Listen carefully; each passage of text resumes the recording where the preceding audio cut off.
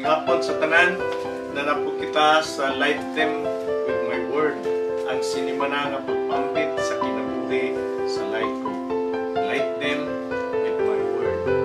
Brothers and sisters, ang atawang Ebanghelyo karon kinutlo gikan sa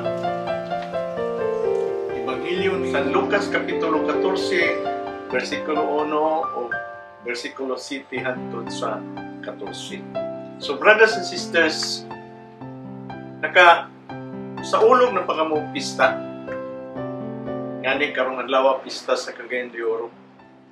Unya sa pag-apri ninyo sa portahan sa inyohang kananaang balay nga sa ulog mo pista, natingala mo nga daghang ayong di niyo kaila nga mga tao nga nanunod o uban sa inyong mga bisita. Ngani tawag nato na sila o gate crossers.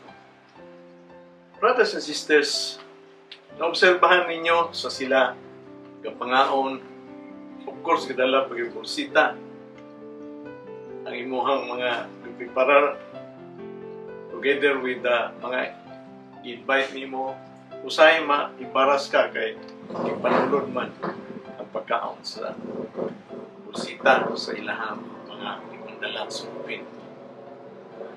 Unya, brothers and sisters, ang Ginoo nag-istud ka nato nining Ebanghelyo na kung mag-invite ganit mo kung usa ka kumbira, inyong imbita mahong katong mga kabos, katong mga bakol, katong mga dinaw-daw, katong wala ginahot, katong tuan wala gyud gikaon, katong gigutom, ngani katong mga masakiton, uban pa nga kanana ang gipihig diha sa katilingban. Kung sa brothers and sisters sa sunod nato nga pagpista, ato ko ng sulayan nga mangibitan na punta o katuntuang mga katawhan sa Ginoo na gusto niya nga ipaimbita. Kaya may obserbahan nato kung sa kalainan. Kung sa kalainan. So, brothers and sisters, karon nga Ebanghelyo, gituduan kita sa ato ang Ginoo o unsa man day ang pagka mapahiubsanon or kanang humble, no? Humble. O iyang gipaagi kani sa usa ka kumbira. Ngani sa primero nga kanang bersikulo sa ato ang basahon karon, nagisgot na nga si Jesus imbitar sa usa ka punuan sa Hudiyo, Pariseo, no? Usa una kadlaw sa pahulay, misulod si Jesus sa balay sa dako sa mga Pariseo aron pagkaon o gipanid-an siya. Si Jesus gipanid-an. Kung unsa bagay buhaton ni Jesus. Kaya nga naman, ang kananaang Pariseo, of course, ang ihang imbitado ang mga dialtamag yun. Katong yung mga naa sa kuhan sa society, katong ang nasa mga kinsa o inila diha sa kapunungan o diha sa ilahang lugar, no? Of course, Jesus, kay propita man ang ilang pagtanaw niya, daghan magasunod-sunod mga tao, ginpitar po si Jesus. Isulod tuod siya sa balay, sa dako ng balay, dako ng gasto, kumbira. Apan si Jesus ay wala makikita o na ay inimbita sa mga Pariseo nga mga kabos. Of course, wala kimbitaw nga kabos. No?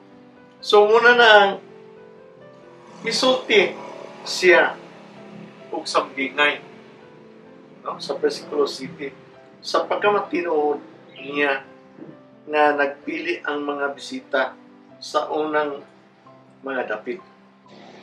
Misulti siya og sambingay sa pagmatikod niya na nagpili ang mga bisita sa unang mga dapit. Naunagod mga bisita siguro nga naobserbahan niya dito mo na nagsulti sa sampingay puro mga, ano, yung ko nga puro mga di altima, mga dagko yun sa kapunungan diha sa ilang society. O kapamili o lingkuranan, o asa sila pa yung asap sila napit. Of course, asa man nagapili. Yeah, you do all sa presidential table, no? Nga naman, mo man ni ang lugar na duganan, no? Mo na sa versikulo 8, kung dapiton ka sa kasal, ayaw pahiluna sa unang lingkuranan. Basig may dinapit nga labaw sa importante kay kanimo, unya mudul ang nagdapit ninyong duha ug moingon, iya ning dapita, maulawan ka o mubalhin ka sa katapusan dapit. Of course, no, ma-embarrass ka gyud, no, maulawan ka gyud o mamili ka og lingkuranan nga dili madayna para sa imo. But kaniman ang naobserbahan sa ato ang Ginoo, unsa may usap nimo nato niini, no? Sa ato ang kapilingban, sa ato ang mga kalihukan, diha sa ato ang palibot, diha sa ato ang dagan, sa ato ang panginabuhi. Daghan gayud kaayo mga tao na napamili sa ilang pwesto diha sa kapilingban. Gapaduol kanunay o kisa itong mga gamhanan o kisa itong ila o gasuborno sa mga punuan para sila maila, no? Ang uban gani paliton pag gani ang pwesto, paliton nila ang ilahang kananaang katungdanan, bailuhan nila og ilang salapi, no? Ang ilahang pwesto nga ilang gusto nga maangkon diha sa ato ang kapilingban. Nani kani kumpira lang, at sa aktual nga kinabuhi, dako kining kahulugan. Muna, brothers and sisters, dili gyud mawala ang ato ang corruption sa ato ang palibot. Ano man, kay ipamalat naman ang mga posisyon.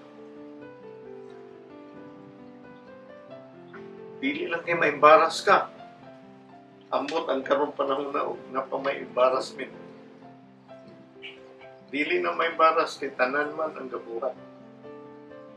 Nahimo naman ang isuupik na kung kinahanglan ikaw og posisyon, kinahanglan ka na og lugar diha sa panggobyerno o panrabaho na ready dayon ang imuhang salapi diha.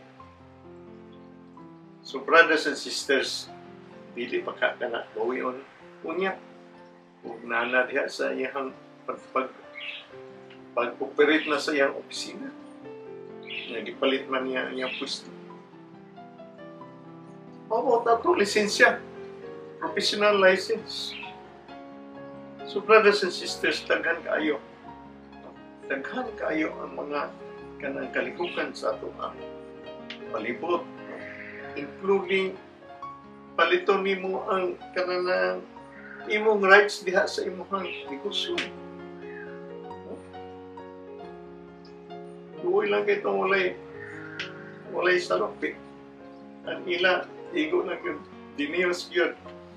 Nga panghangyo o pag-apply, apan na bag-o nga, dako nga merkado, kisay maka-angkon atong duo sa pertahan, duo sa ganghaan nga mga stalls, nang yandaman ka na o salapi. Duoy kay itong uban na walay salapi na duag ipila suok. Saan pagkahalin? Wala gyud halin ang ilahang stall. So brothers and sisters, maka-invite na lang noon nga dili na lang magbaligya dito sa ilang stalls. Diya na lang noon baligya sa Dapins dalan. Sus, no? So versikulo 10, ingon siya, kung dapiton ka, pahilo na sa katapusang dapit, kay dugulon ka sa mga nagdapit, ug moingon siya, higala, paduol pa. Sa ingon, mapasidunggan ka atubangan sa tanan kay ipaubos man ang nagpataas ug ang ipataas ang nagpaubos. So brothers and sisters, dili kuno ingon ana ang kanan ang binuhatan nato diha sa atubangan sa Dios. Kinahanglan kuno maghatag kita sa atong kaugalingon nga magpaubos gayud kita. No? Magrespeto kita sa ubang tao. Maghatag kita kay gayunan nga napay mas labaw pa sa ato. Dili ngon nga atong naon nga labaw na. No? Ang ato ang kaugalingon diha sa atubangan sa Dios. Kay nagtudlo si Jesus og pagka mapahiubsanon or humility. Unsa man ang humility? Ang humility ang mapahiubsanon diha sa Ginoo. Bisan tuod og wala diha imo og kanana ang gani gusto pa maningkamot nga makaanggon ka og imong kaugalingon nga talento, imong oportunidad o imong bahari o imong ganing oras nga imong igahin magserbisyo. Brothers and sisters, dili na sa imong pagpaningkamot. Walay gitawag nga self-made man nga imo tanan nga paningkamot ug maangkon ang imo tanan. Kita mapahiubsanon diha sa Ginoo kay kaning tanan nga ato ang gitinguha dili mahimo o wala diya mahimo. Siya ang nagpahilungan tanan sa imong talento, sa imong time, sa imong pahandi. Iya tanan. Kung wala ikaw, pagtamo diha sa Ginoo, pagpaupos diha sa Ginoo, na dili ka na nimo tanan kung wala ipasikat mo. Wala imong paningkamot nga magpasulapi ikaw diha sa tubangan sa katilingban o kinsa gayud ikaw. Magpaila gayud ikaw. Kinsa ikaw. Mas may pa imong tagaan ang Ginoo sa iyahang plano, iyahang katungod kung asa ka ibutan kaniya. No? Seek ye first the kingdom of God sa ato ang paningkamot kay siya ra ang mohatag kanato. Mao kana ang humbleness. Mao na ang diha sa ipakita kanato ni San Lucas sa usa ka pangtiti. Siya ayaw pamili og lingkuranan. No? Ayaw pagpamili og lingkuranan kay naay giplano ang Ginoo niya. Dili ang imong pagpili mo'y iyahang katuyuan, but ang plano sa Ginoo ug asa kay ibuta. So brothers and sisters, maulawan gayud ikaw ug ang Ginoo mulihok ug ikaw may baras. Daghan nga pamaagi ang Ginoo mulihok, daghan nga maagi ang Ginoo nga maistoryahan ka na maimbaras ka yun. Nang ang imong pagtuo sa imong kagulion, taas ka na. But kung istorya sa Ginoo, usahay sakit kayo. Kay ordinaryong tao mo istorya nimo. Kung dili nimo damha, dili lang nimo palandungon nga lain nga pamaagi ang ihatag kanimo sa Ginoo nga makaangko ka. So brothers and sisters, yun siya nga higala. Paduol pa sa ingon pasidunggan ka at tubangan sa tanan kung ikaw dili mamili kung ang Ginoo imong hatagan o pamaagi o ihang plano. Kay ingon sa versikulo 11, kay ang ipaubos ang nagpataas o ipataas niya ang nagpaubos. Katong nagpaubos ko no, ihang tagaan o kanana ang iyang ego nga gipasidunggan niya ang Ginoo sa iyang pagpili ug asa siya. Muna nang ipataas siya sa Ginoo. Remember, si Kristo. Kung sa'yo nahitabo ang Kristo, nagpaubos siya o gibayaw siya sa Ginoo o gihimo siya. Labaw sa tanan na ang tanan sunod kaniya nga siya ang ato ang Ginoo nga manluluwas. Kaya nagpaubos na siya sa iyang kaugalingon. Remember, Paul, the apostles, naghatag ka nato dako ay nga example, no? Ang modelo sa atong pagka mapahiugsanon mao si Jesucristo. Nga iyang sa likoy iyang kaugalingon. Sa English pa ni, he emptied himself of taking the form of a servant, sulugoon, who humbled himself and became obedient unto death, even death on the cross. No? Kita nato ni sa Philippians chapter 2, verse 7 to 8. Kung sa nito po, ang Ginoong Hesus gahatag usab og grasya katong mga tao nga nagpaubos. So, atong tagaan o gananaang pagtagad po, no? Ang gananaang kahulugan sa pagpaubos. Wala magpasabot nga kung magpaubos ikaw. Ubos ng yung kaayo. Nga dili na lang yung ka. Gananaang respetuhan sa imong kaugalingon kay nagpaubos ka. O dili ka karespetuhan kay nagpaubos ka. But, brothers and sisters, ikaw noon makita sa tanan before the eyes of God o kinsa gayud ikaw. Pangutana karon, gusto ba kita mo serbisyo sama sa pagserbisyo ni Jesucristo? Muna niingon siya sa versikulo 12, si Jesus sa nagdapit niya. Kung magkumbira ka sa paniudto o panihapon, ayaw dapita ang imong mga higala o mga igsuon o kabanayan o silingan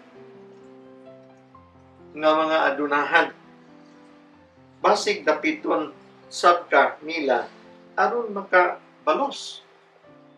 Kung maghikay ka, dapita ang mga kabos, sinalikway, bakol ug mga buta. Mabulahan ka, kay dili man sila makabalos. Apan, baslan ka sa pagkabanhaw sa mga matarong. So, brothers and sisters, no? Mauni ni kini humbleness pagka kanana mapaubsanon. Even sa pagpangimbitar sa ato ang sunod na pista, mangimbitar ko nung katong mga sinalikwoy, mga kabos, mga bakul o mga buta. Kaya di man sila makabalos ka na ako. Brothers and sisters, mungutana mo, unsaon man pagbalos. Ingin siya nga, baslan ka mo sa pagkabanhaw sa mga tarong. Kanang usahay bitaw ng ipitarta o i-recognize ta, imo naman gikubra ang imuhang dungog o imuhang kananaang balos. Kaya na-recognize ka naman sa katawhan o kinsa ka o unsay nabuhat nimo o unsay na-contribute nimo. Apan og mag-imbitar ka nining nga tawhanan. Di yung ka ma-recognize, dili ka mabaslan. No? Of course, ma-recognize ka sa kananaang media nga nagtabang ka sa kapos, but dili ka na mo importante. Dili yun makabalos ang imong gitabangan. Mo man ito pasabot. Ang imong gitabangan ba, makabalos pa kanimo. Dili yun makabalos sa imong kahago, imong gasto, imong mga tanan-tanan pag-antos para imuhang tabangan sila. Dili gayon makabalos. Apan ingon ang Ginoo, mabaslan ikaw sa kabanhawan sa mga matarong sa resurrection of the dead. Kanos amani dito kani sa katapusang hukom sa ato ang kinabuhi. Brothers and sisters, mobitaw no mo ingon ang uban nga pasugbingay, Lord, nag-amot man ko sa simbahan, nagtabang man ko sa imuhang feeding program, naghatag man ko og dako nga kananaang amutan para sa mga sa seminaryo. Apan, imo maganing gibuhat diha mismo sa imong kasing-kasing, gibuhat maganing diha sa tago o sa hilong, gibuhat maganing mo kay gikinahanglan kayo nimo buhaton o gibuhat nimo para makapasundayag ka. Imo pang gibutang sa dakong nga tarp, imo pang imbitar ang the best nga mga kanang videographer para mo kuha og video nimo. Imo pang ipasibya kani sa radyo, sa telebisyon, tuman pa. Apan ang usa ka kanang humble, makayubsanon nga anak sa Diyos, kabuhat nini sa hilong gikan sa iyang kasing-kasing o kani pagabaslan gayon siya, dili gayon siya sa likway sa Ginoo. Pag-abot sa katapusang adlaw, labi na sa paghukom, makita ka sa Diyos, mayon dali, diretso ka na sa langit, wala na sabit, wala na tanan. So, brothers and sisters, dako kaning paymango nagiginato nga ang Ginoo naghatag sa ato ang kinabuhi ug iyang girekognisar ang tanan-tanan natong kabtangan, tanan-tanan nato nga talento ug tanan-tanan nato nga mga maayong kalidad sa ato ang kinabuhi kay kani tanan gasa man sa Ginoo. Walay ato ani, brothers and sisters. Karon ang pangutana, unsa may gibuhat nimo sa kini nga manggasa? Unsa may imong gibuhat? Gibalik ba nimo dito sa Ginoo paghatag? Pinaagi sa pagtabang sa mga kabos, sa mga buta, sa mga ama, o sa mga lupigan, uban pa nga ubos nga mga katawhan sa Ginoo. Mao gani ang ato ang leksyon karon, brothers and sisters, sa ato ang pagkamapayuksanon. Siguro ang pinakaklaro gyud kayo nga statement ni gikan Jesus nga iyang gistorya kanato sa versikulo 11. Balikan ang versikulo 11. Siya, kay ang ipaubos ang nagpataas. Ang ipataas ang nagpaubos. Kay ang ipaubos ang nagpataas.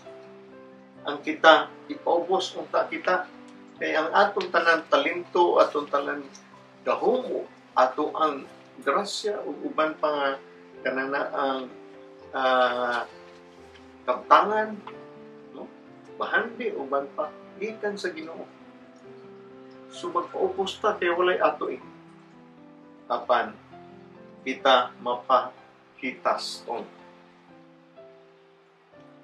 o kita ipaubos. Sakit kayo ng pamalanggulong. Nananaman ta sa taas at kita ipaubos sa Ginoo tungod sa ato ang sayo. Paggamit ni ini giangko nato kaato dili iya sa Ginoo. Salamat kayo, brothers and sisters, ug may gabi sa tanan. Ako na po mong aghaton nga sa ako ang pag-ampo, ako mong i-dapit kanunay, ako mong i-apil kanunay, nga unta makanunayon nga mahimsog ang iyong lawas o matutulan kamo sa giya sa Ginoo, labi na ang pagkabalanon ng mga katauhan sa Dios. Labi na kamo nga nagtabang sa ato ang programa, dako kagid kayo ang ato ang kanang kay gayunan nga Ginoo pud mobalos kaninyo. Salamat day kayo katong nagtabang kanako nining ato ang programa para mulahutay kanimo dugay pagkatabang usab sa mga laygo nga naninguha ko usabot sa pulong sa Diyos kung sa ginawa na mga pagtulungan kada simana. Light them with my word. Salamat o may gabi sa tanan. Sa ngalan sa Amahan, sa Anak, sa Espiritu Santo. Amen.